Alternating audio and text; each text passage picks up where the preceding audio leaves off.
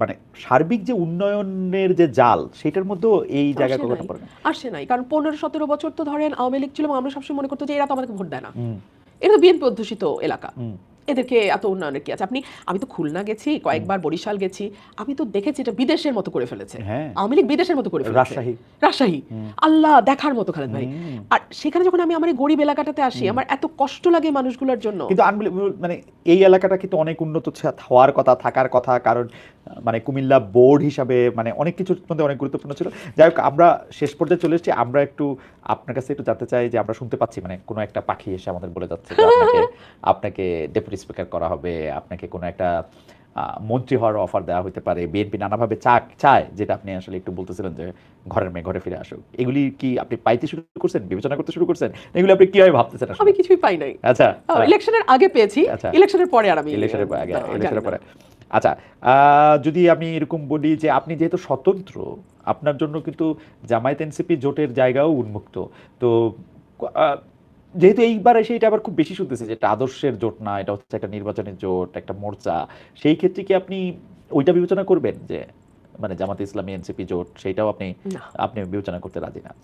আপনার রাজনীতিটা যদি বলি যে আপনার রাজনীতিটা কি ধরনের রাজনীতি হবে? মানে আপনি কি সবকিছু মানে আপনি কি বিএনপি রাজনীতিটা করবেন? যেটা হচ্ছে আপনি দীর্ঘদিন টেলিভিশন আপনি বলতে চেয়েছেন যে আপনি বিএনপি রাজনীতির স্কুলের একজন আ মানে আমি বলব যে একজন সাংঘাতিক রকমের সুন্দর করে বলা আলোচকও বটে।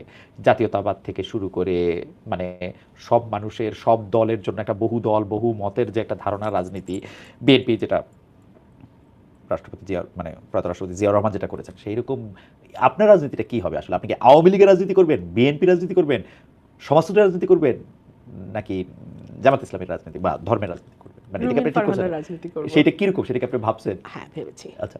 জাতীয়তাবাদ তো ডেফিনেটলি, হুম, এটা তো আমার পরিচয়। হুম, হুম, এবং আমার কাছে সবার আগে বাংলাদেশ, কিন্তু সবার জন্য বাংলাদেশটা খুব জরুরি। হুম, আমাদের এখন সবার জন্য একটা বাংলাদেশ করতে হুম, হবে। হুম, আমরা গত 17 বছর প্রচুর হুম, বিদ্বেষ এবং বিভেদের রাজনীতি দেখেছি। Hmm, divide and rule, hmm, divide and rule, hmm, divide on the basis of মুক্তিযুদ্ধের চেতনা, hmm, divide on the basis of কোন এলাকা।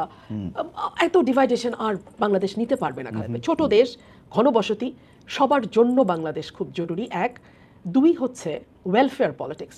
ওয়েলফেয়ার পলিটিক্স ডিফিকাল্ট বলেই মানুষ কিন্তু ওয়েলফেয়ার পলিটিক্সের যে আইডেন্টিটি পলিটিক্সটা বেশি পছন্দ করে, হুম, বেশি চলে, বিশেষ করে আমাদের মতন দেশে, সাবকন্টিনেন্টে। হ্যাঁ, ধর্মের কার্ড বেশি চলে, জাতীয়তাবাদের কার্ড বেশি চলে। কিন্তু আমার মনে হয় যে ওয়েলফেয়ার পলিটিক্সটা নিয়ে কথা বলার খুব জরুরি সময় এটা। এবং আমি ওয়েলফেয়ার পলিটিক্সটা আমি আমার ছোট্ট কনস্টিটিউয়েন্সি দিয়ে শুরু করব, এবং আমি এই কঠিন পলিটিক্সটাকেই আমি নার্চার করব, নারিশ করব, এবং এটাকেই আমি স্টাবলিশ করার চেষ্টা করব। ওকে। আপনার কাছে কি মনে হয় যে আপনি এইটা করতে গেলে আপনার বড় চ্যালেঞ্জ কোন দিক থেকে আসতে পারে? যেমন আমরা আমরা কিন্তু যদি সাদামাটা ভাষায় বলি যে এই ১৫ মাসে আপনি কিন্তু অনেকভাবে আক্রান্ত হয়েছেন। সামাজিক মাধ্যমে আক্রান্ত হয়েছেন, সামনাসামনি আক্রান্ত হয়েছেন। আপনার আচরণের জন্য, আপনার বকাঝকার জন্য, আপনি অনেক গালাগালি দেওয়ার জন্য আপনি আক্রান্ত হয়েছেন। কিন্তু বেসিক্যালি আপনাকে কিন্তু আক্রমণ করা হয়েছে। আপনি আক্রমণ থেকে মুক্ত ছিলেন না। সেই আক্রমণের শিকারটা আপনি আসলে কয়েকটা জিনিসের কারণে এটা হইছেন। এটা কিন্তু একদম যে কারণ আপনি নারী, কারণ আপনি হচ্ছেন অনেক বেশি স্বাধীনচেতা, কারণ হচ্ছে আপনি সব মানুষের সমান অধিকারের কথা বলেন, কোনো নির্দিষ্ট জাতিগোষ্ঠী। এইটা আপনি এখন কেমনে অতিক্রম করবেন? বাংলাদেশের মানুষ তো মনে হয় আপনার বিপরীত স্কুলটাই চায়, নাকি? সোশ্যাল মিডিয়া দেখলে এরকম মনে হয়। এটা মনে হয়। হ্যাঁ। এটা আমি আরেকটা জায়গায় আমার হুম, আলোচনা করেছি আমি, যে হুম, আমরা না নয়েজি পিপল দেখি চারপাশে, হুম, হুম, কিন্তু ওরা কিন্তু সংখ্যায় কম। হুম, হুম, হ্যাঁ, মেজরিটি কিন্তু আপনি দেখবেন, এই যে আমি বললাম সবার হুম, জন্য বাংলাদেশ, হুম, হুম, সবাইকে নিয়ে বাংলাদেশ, হুম, এটাই কিন্তু মেজরিটি মানুষ পছন্দ করে, হুম, কিন্তু বলে না। হুম, সুযোগ দেন, ব্যালটে কিন্তু বলে দিচ্ছে, হুম, ব্যালটে কিন্তু তারা সিদ্ধান্ত দিয়ে দিচ্ছে। হুম, সো মানুষ যারা ফেসবুকে অনেক হইচই করে, হুম, তাদেরকে দেখি বলে আমরা মনে করি তারাই বোধহয় ডমিনেন্ট ফোর্স, হুম, তারাই বোধহয় majority. But no, hmm, majority people হচ্ছে সাইলেন্ট। হুম। তারা সুযোগ পেলে তাদের মতামতটা চুপে চাপে ভোটে দিয়ে দেবে, কিন্তু অত শোরগোল তারা ফেসবুকে করবে না। আচ্ছা, ফারাটা, আপনি আমি জানি না আপনি কতটুকু বলতে পারবেন। আপনি যে ধর্ম, মাথায় কাপড় দেওয়া, আলাদা একটা চেহারা, এটাকে আপনি ভোটের মাঠে কেমনে ডিল করলেন? এবং যেখানে এখানে একজন খুবই বয়স্ক ক্লেরিক ছিলেন এখানে, যিনি খুব জনপ্রিয় ওয়াজ করার জন্য, তিনি জনপ্রিয়, তার ব্যয় জনপ্রিয়, মানে ওনারা অনেক পারিবারিকভাবেই অনেক জনপ্রিয়, এটাকে আপনি কিভাবে ডিল করলেন? মানুষ আপনাকে জিজ্ঞেস করে নাই যে মা তুমি ভোট চাইতে আসছো কিন্তু তুমি তো আমাদের মতো না, না, এরকম বলে নাই? একদম না, শিওর বলে নাই? একদম না খালেদ ভাই। এটা কেমনে সম্ভব? মানে ওইখানে তো আমরা শুনছি যে তারা না না না না না না, না, একদম না খালেদ মানে ভাই, আমাদের একদম বয়স্ক মা খালারাও বলে নাই? কেউ বলে নাই খালেদ ভাই। হ্যাঁ। আমরা না আসলে ফেসবুকের ওয়ার্ল্ডে থাকতে থাকতে আমরা হ্যাঁ। মনে করি ওটা রিয়েল। হ্যাঁ। না না খালেদ ভাই, বট আইডির রাজত্ব ফেসবুকে। আমাদের গ্রামের যে সাধারণ মানুষ, গরিব মানুষ যারা, খেটে খাওয়া, খাওয়া মানুষ যারা, ওরা অনেক উদার মনের, অনেক স্বচ্ছ এবং অনেক স্পষ্ট ওদের চিন্তা। ওরা কিন্তু আমাদের মতো এত কনফিউজড না। আমার যে গ্রামের ভাই খুবই মুসল্লি, যার সাদা দাড়ি আছে, মাথায় টুপি আছে, গায়ে পাঞ্জাবি আছে, উনি আপনাকে কি করে মানে মানে উনার উনা উনা উনি আপনাকে বা আপনি উনাকে কি করে ডিল করলেন, বা উনি আপনাকে কি বললো ইলেকশনের সময়? ভালো, একদম খুবই স্বাভাবিকভাবে আমি ওনাকে বলেছি যে ভাই এবার ভোটটা আমাকে দিয়েন, একটু চেষ্টা করি 5 বছর, না পারলে আর আসবো না আপনাদের কাছে। এবং দিয়েছে তার প্রমাণ তো। হ্যাঁ, 17,000 ভোট পেয়েছেন আপনি? না, 1,17,18,000 1,18,000 ভোট পেয়েছেন আপনি, 46,000 মানে কত, 24,000 ভোটের ব্যবধানে জিতেছেন? 38,000 ভোটের ব্যবধানে জিতেছেন। আমার 1,18,000 আপনি ভোট পেয়েছেন, কিন্তু এটা একটা, কিন্তু আপনি কিন্তু একটা মানে কি বলে যে একটা গবেষণার, কারণ বাংলাদেশে যখন আমরা শুনতেছিলাম যে বাংলাদেশ ধীরে ধীরে আসলে অনেক বেশি মৌলবাদের নিগড়ে, অনেক বেশি ওইটার মধ্যে, আপনি একটা প্রত্যন্ত অঞ্চলে, যেটা বর্ণনা আপনি নিজে দিচ্ছেন, সেখানে আপনি এটা ফিল করতেছেন যে এটা মানে আমার মতে যে কোনো একজন ক্লেরিক, যে যখন পাকিস্তান আমলে ফাতেমা জিন্নাহ ভোটে দাঁড়িয়েছিলেন পাকিস্তানের প্রেসিডেন্ট পদে, আর ওইদিকে দাঁড়িয়েছিলেন হচ্ছে আইয়ুব খান, তো ওই ক্লেরিক বলছিলেন যে আইয়ুব খানের পুরুষ হওয়া ছাড়া আর কোনো গুণ নাই, আর ফাতেমা জিন্নাহর মেয়ে হওয়া ছাড়া আর কোনো দোষ নাই। আপনি এই দোষ কেমনে কাটাইলেন? মানে একটা মজার ঘটনা বলি। হ্যাঁ। আমি তো টিপ দেই সবসময়, তো এলাকাতেও দেই। হ্যাঁ। তো আমার সাথে একটা ছোট্ট ছেলে থাকে, তো ও এসে একদিন সকালবেলা আমার পা চেপে ধরছে, আম্মা পা ছাড়বো না। বলছি কি হয়েছে বল, কি কিছু করছিস তুই? না কিছু করি নাই। তো বল না, তুই কি বল না। আম্মা টিপটা দিয়ে বাইরে না। তারপরে আমি বলছি বাবা আমি এইটাই বাবা, হ্যাঁ। আমাকে এইভাবেই নিতে দে, হ্যাঁ। মানুষ যদি আমাকে নেয় এইভাবেই নিবে, আমার কাজের মধ্যে দিয়ে আমি টিপ দিলাম না, এইটা যেন মানুষের মানে প্রথমে মাথায় না আসে, আমার কাজটা করতে দে, তুই দেখ মানুষ দিবে। সে তো আর আমার পাছায় না, আম্মা আপনি হাইরা দেবেন, আম্মা আপনি দিয়েন না, আম্মা আপনি দিয়েন না। কি হলো, হ্যাঁ। মানুষ তো তাকালো না, মানুষ তার ভালোটা কোথায় বিশ্বাস করতে পারে সেটা সে ঠিকই বুঝলো।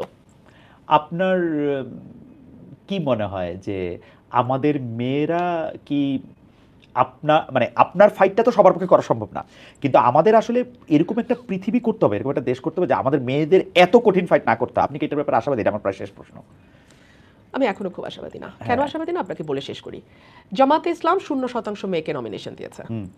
জামাতে ইসলাম এটা পরিষ্কার বলেছে তারা নেতৃত্ব পর্যায়ে নারী দেখতে চায় না, এটা তাদের দলের পলিসি না।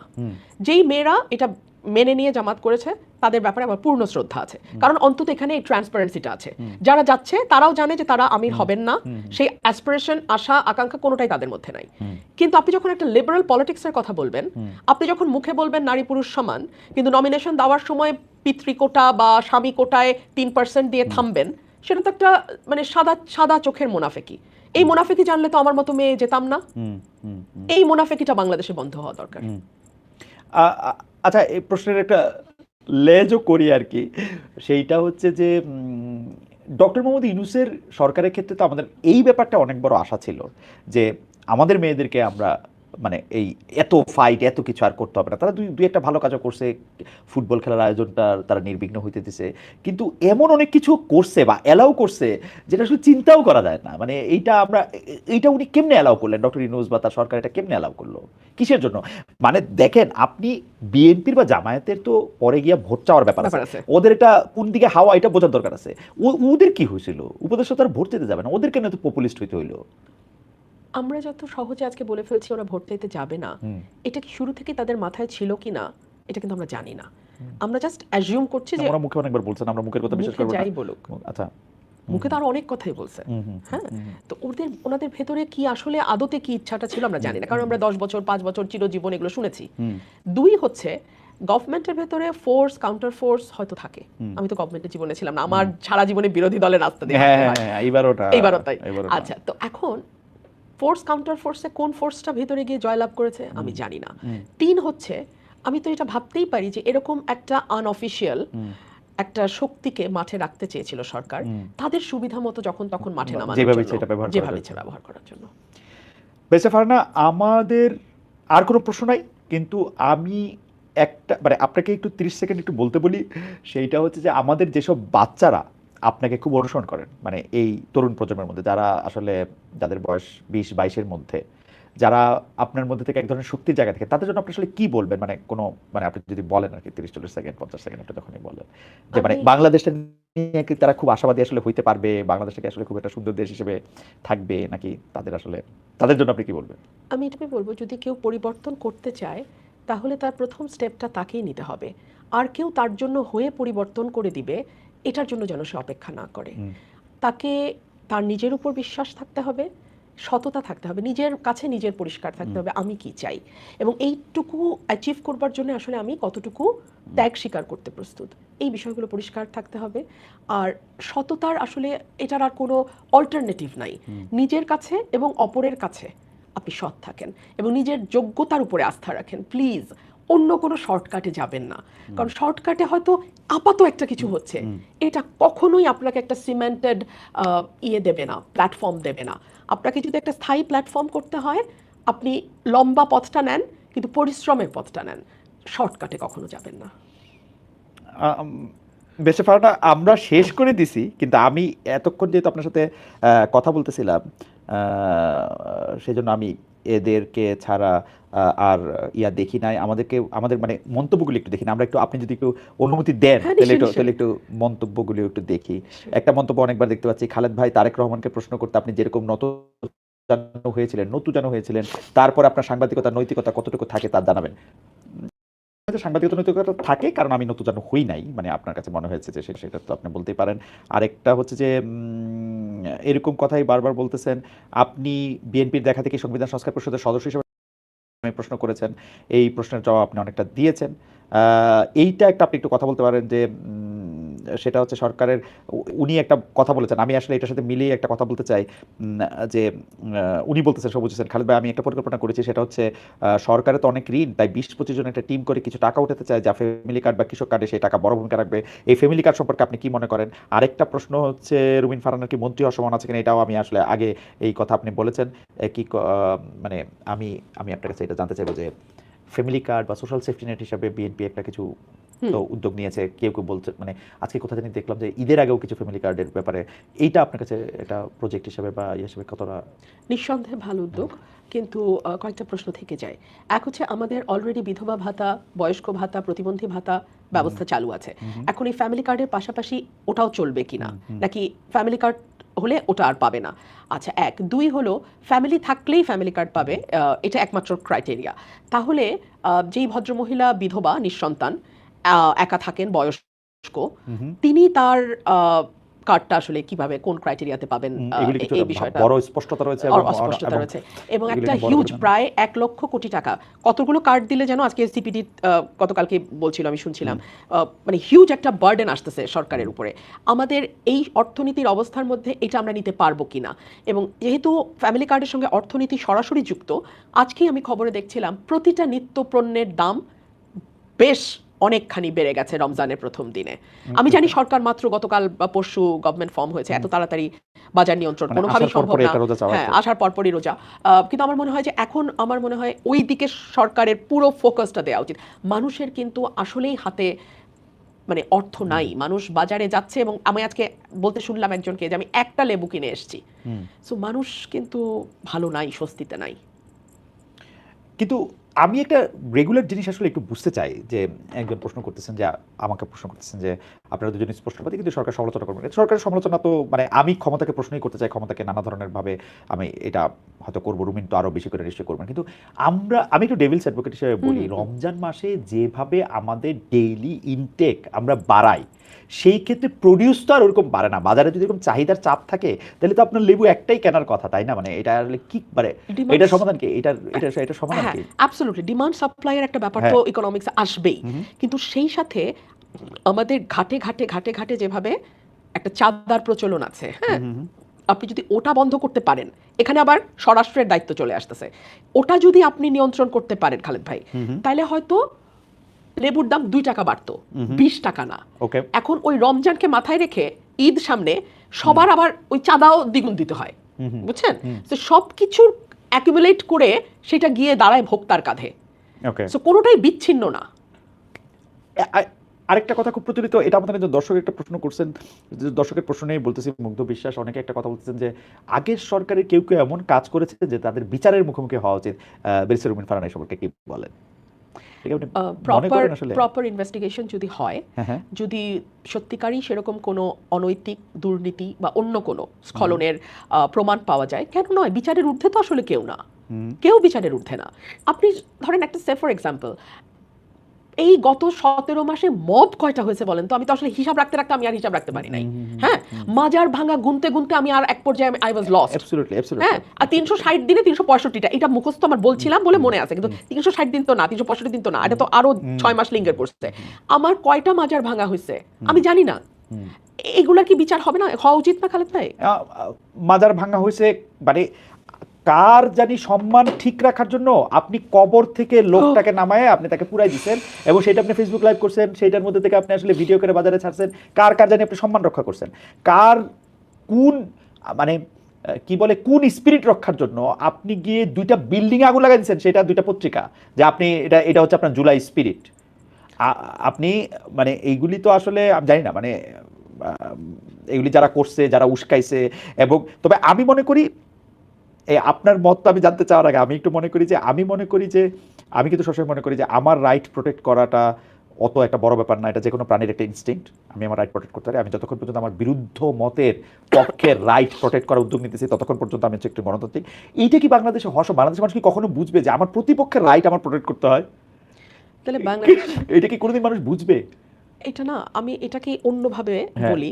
আমাকে একজন প্রশ্ন করেছিল যে আপনি এখন আওয়ামী লীগের ব্যাপারে তো বেশ সফট, এই আপনি একটু আগে বললেন সফট কেন?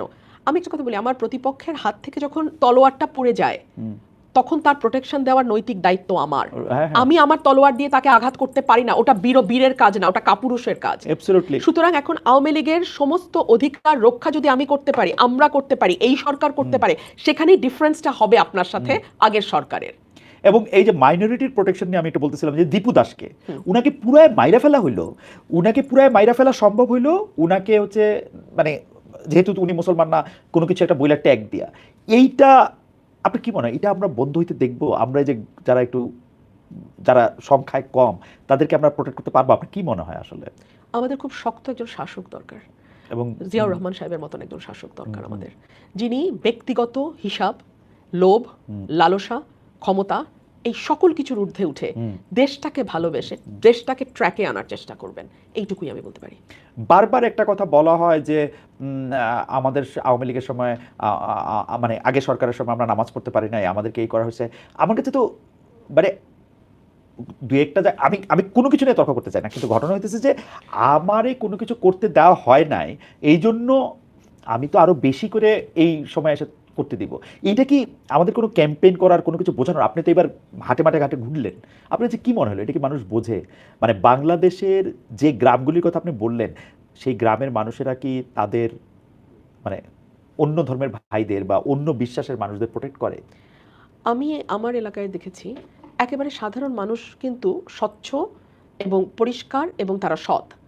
আমার এলাকায় সন্ধ্যা হলেই নিয়মিত ওয়াজ হবে, হ্যাঁ, তারপরে 9টা-10টা থেকে রাত্র 3টা পর্যন্ত কীর্তন হবে, একেবারে আওয়াজ করে। আমার বাসা থেকে তো আমি বল্লাবাড়ির কীর্তন প্রতিদিন শুনি এবং আমার খুব ভালোও লাগে। রাত্র 2টা-3টা পর্যন্ত কীর্তন হবে। আর এই যে আপনার ওই অক্টোবর মাস থেকে শুরু হবে ফেব্রুয়ারি পর্যন্ত বাগান মেলা। গত বছর মেলা বন্ধ করছিল, আমি গিয়ে পিটায়া মেলা আবার শুরু করেছি। সো মানে ওখানে আমাকে চিৎকার করে মানে লাঠি হাতে যেতে হয়েছে, এন্ড আই ওয়েন্ট দেয়ার। ওকে, তো আমি মেলা আমার এখানে কোনোভাবেই বন্ধ হতে দেব না। মেলাও চলবে, ওয়াজও হবে, কীর্তনও হবে।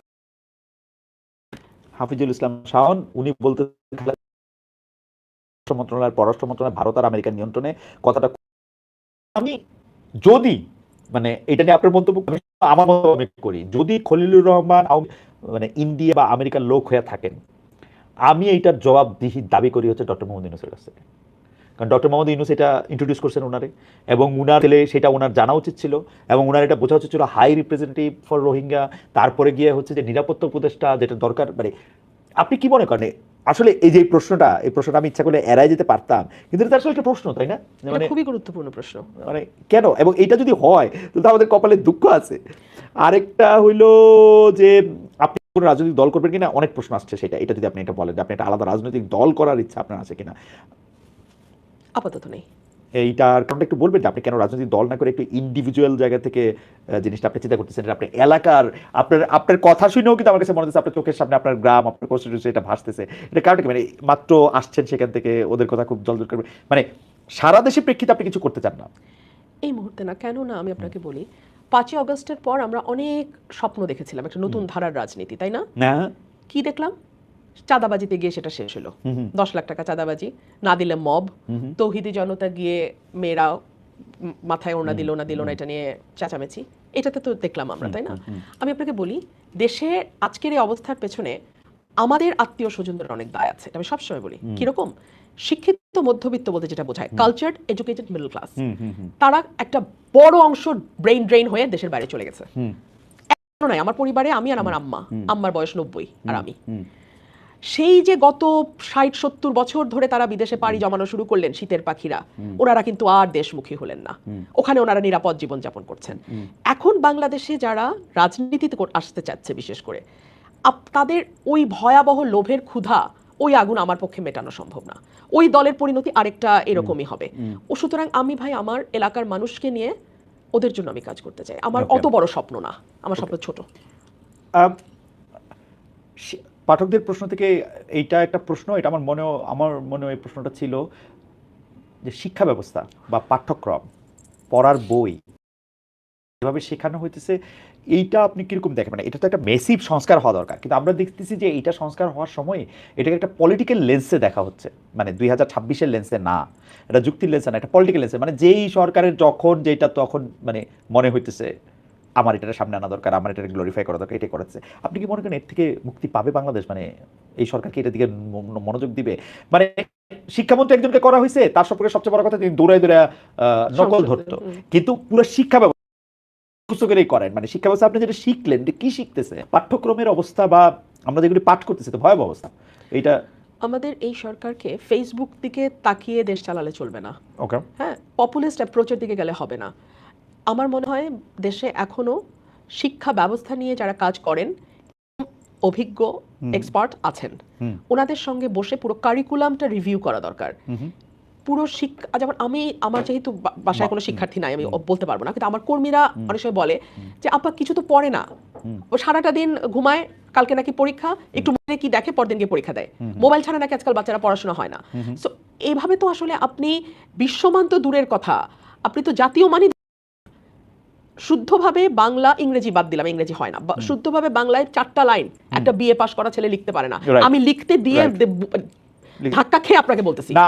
আমি তো সাংবাদিকতা লোক হিসাবে আমার তো দেখছি যতদিন এটা লেখার ছিল, 3টা শুদ্ধ বাংলা বাক্য পরপর লিখতে পারে এরকম লোকের সঙ্গে, তাই না? কোথায় দাড়ি দেয়, কোথায় কমা দেয়, আমি কিছু বুঝি না, অর্থ দাঁড়ায় না। তো আমার মনে হয় পুরো ব্যবস্থাটা আবার আমাদের ঠান্ডাভাবে ঢেলে সাজিয়ে শুরু করতে হবে। যে ডিম ভাজি এগুলো নিশ্চয়ই জরুরি, ডিম ভাজি জানতে হবে আপনাকে, জীবনে চলতে হলে খাওয়া দাওয়া করতে হবে, কিন্তু ওইটা যেন আপনার শিক্ষা ব্যবস্থার ফোকাস না হয়। না, আমি আপনাকে আসলে আরো অনেকক্ষণ আগে শেষ কথা বলে তারপর দর্শকদের এটা আমি আসলে ভালো দেখতে পাচ্ছিলাম না, পরে দেখার পরে তারপর অনেকগুলি প্রশ্ন আপনার কাছে, কিন্তু বাংলাদেশের দর্শকদের অনেক বিষয় নিয়ে আসা আছে। আপনি সারা দেশের একটা দল করবেন কিনা, আপনি বিএনপিতে আবার যোগ দিবেন কিনা, আপনার আসলে পলিটিক্যাল ভবিষ্যৎ, আপনি শিক্ষা ব্যবস্থা নিয়ে আপনি কি মনে করেন, আপনি ধর্ম ব্যবস্থা নিয়ে আপনি কি মনে করেন। আমার শেষ প্রশ্ন দর্শকদের এই প্রশ্ন থেকে এটা করা, মানে দর্শকদের প্রশ্নের শেষ প্রশ্ন সেটা হচ্ছে যে আপনি কি মনে করেন আসলে মানুষে যেটাকে আমরা হারমোনি বা একটা এটাকে কি বলবো, পারস্পরিক সৌহার্দ্যবোধ আনতে হলে আসলে কি করতে হবে? মানে আমি আর আপনি তো অবশ্যই ডিফারেন্ট, মানে আমি রংপুরের, আপনি ব্রাহ্মণবাড়িয়ার, আপনি মেয়ে আমি ছেলে, ওইরকমভাবে নানাভাবেই তো আমাদের পার্থক্য করা যায়। আপনি একটা ধর্ম বিশ্বাস করতে পারেন, আমি আর একটা ধর্ম বিশ্বাস করতে পারি, এটার মধ্যে আসলে এই সৌহার্দ্যটা কেমনে হবে? মানে আমরা এতজন মানুষ মানে মিলবো কি শর্তে? আমাদের প্রথম শর্ত হচ্ছে আমরা প্রত্যেকে বাংলাদেশি, আমরা বাংলাদেশের নাগরিক হিসেবে আমাদের প্রত্যেকের কিছু দায়িত্ব আছে, আবার কিছু অধিকারও আছে। আপনি আপনার অধিকার তখন পুরোপুরি বুঝে পাবেন যখন আপনি আপনার দায়িত্বটা করবেন। মানে এখানে আমি এভাবে বোঝাতে চাইছি যে প্রতিটি নাগরিক যদি তার অধিকার সম্পর্কে সচেতন হওয়ার সাথে সাথে তার দায়িত্ব সম্পর্কেও সচেতন হয়, তাহলে আমার মনে হয় আগামীর বাংলাদেশ করাটা আমাদের জন্য আরেকটু সহজতর হবে। আপনাকে অনেক ধন্যবাদ ব্যারিস্টার রুমিন ফারহানা। আজকে অনেকগুলি বিষয় নিয়ে আমাদের সাথে কথা বলেছেন।